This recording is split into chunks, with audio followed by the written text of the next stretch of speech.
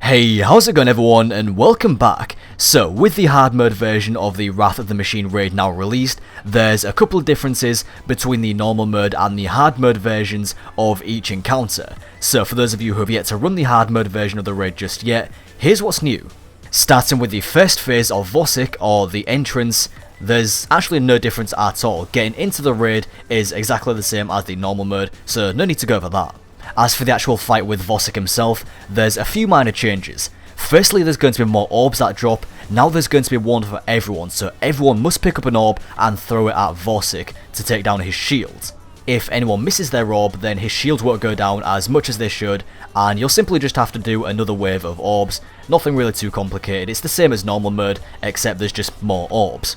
Secondly, after you've all thrown the orbs and the monitors light up behind Vosik, there's actually only going to be 3 monitors now that you have to pay attention to. It's the 3 main big ones, so left, middle and right. That's all there is to it, except they will need to take more damage in order to destroy them.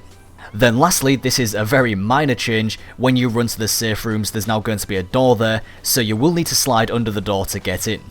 Moving on to the siege engine now, aka the Death Zamboni.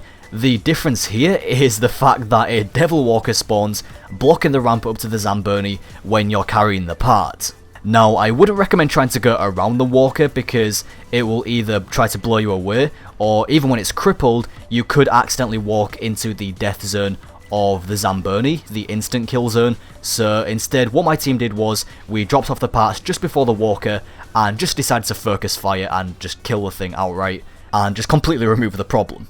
That's the only difference here is the Devil Walker, but because this is hard mode and enemies are a higher light, you may also find that the ads will be a little bit problematic sometimes, and it can be quite easy to get overwhelmed, so you will need to be better on ad control. Lastly, moving on to Axis now for phase 1, the only difference here is the fact that there's going to be turrets that spawn on either side now, but you will need to be a lot more careful because they will mess you up, so you'll just have to be constantly alert and make sure that they don't reactivate, and someone has to constantly keep them disabled so that they can't shoot you.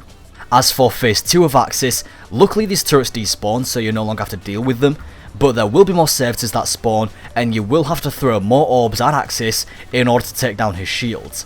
Now, I'm honestly not exactly sure how many orbs it takes, because when we did this, I think we had 9 servitors spawn, but it only took 8 orbs, but then I've also heard other people say that it can take 7 orbs, so it's either 7 or 8, somewhere around there. Either way, there's going to be more servitors, and you'll have to throw more orbs at Axis to take down his shields and do damage.